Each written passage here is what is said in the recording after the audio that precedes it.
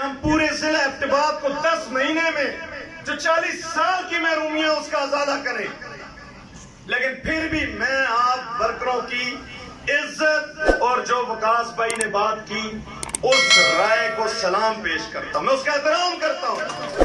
एक एक party worker के इंशाल्लाह अगर उसका तहफ़्फ़ुज़ है उसका गिला का अजाला इंशाल्लाह ताला करें, और वो इलेक्शनों से पहले खुदा के फजलो करम से करेंगे।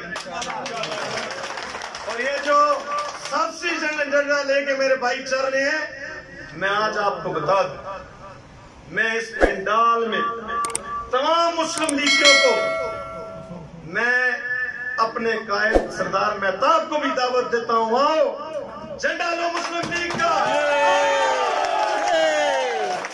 आगे आओ।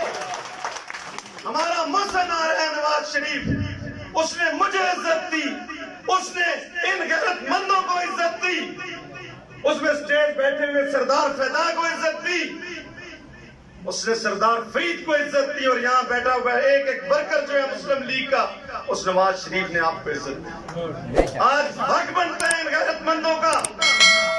हम मुश्किल वक्त में साथ छोड़ने वाले नहीं हैं, ना मैदान से भागने वाले हैं।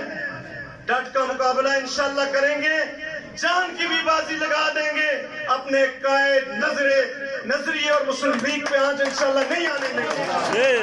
कोई इख्तिलाफ नहीं है। अपनी एक ईद की मस्जिद के लिए जो शोखियां बिखेरते हैं आज से बंद करें इस किताब। और भाई बंद होनी चाहिए कि नहीं होनी चाहिए? जोर से बोलो, होनी चाहिए। और अल्लाह के फजल करम से